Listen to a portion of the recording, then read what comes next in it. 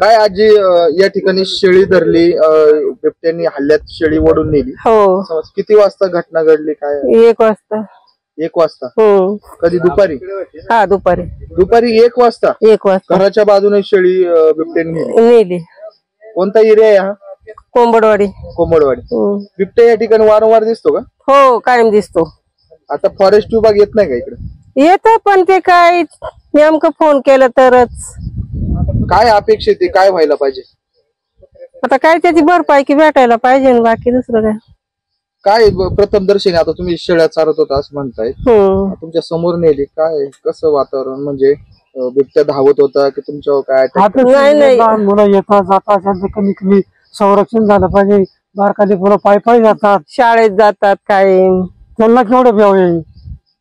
आता या ठिकाणी हल्ले झाले, आता त्या दिवशी देखील त्या बिबट्याने हल्ला केलाय, परंतु वन विभागाला बिबट्या जेलबंद करायला अपयश येते. आता या ठिकाणी हॉटस्पॉट म्हणजे चांगल्याच पद्धतीचं हे हॉटस्पॉट आहे. या 1 किलोमीटर मध्ये माणसांचा देखील बऱ्याचशा जीव गेलेला आहे. या ठिकाणी आता बक्षीस म्हणजे दिवसा ढवळ्या हा बिबट्या हल्ला करायला. काय वाटतं तुम्हाला, कसं म्हणजे कोणत्या बाजूने आला? तुम्ही त्या ठिकाणी कुठं होते तुम्ही नेमके? आता इथं सामनेच होते, पण तो दडून आला गवताच्या आड. काही पकडलं घेऊन गेला? पकडलं पाहिजे.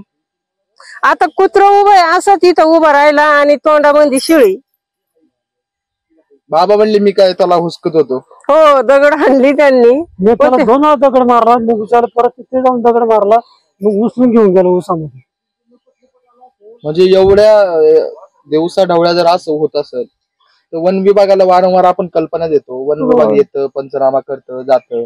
आता काही ठिकाणी पिंजरे लावलेत, त्या पिंजऱ्यांमध्ये बक्षच नाही. कसं बिबट्या जेलमध्ये होईल? कसं होईल? काय मागणी वन विभाग? काय आजी काय म्हणणं आहे तुमचं?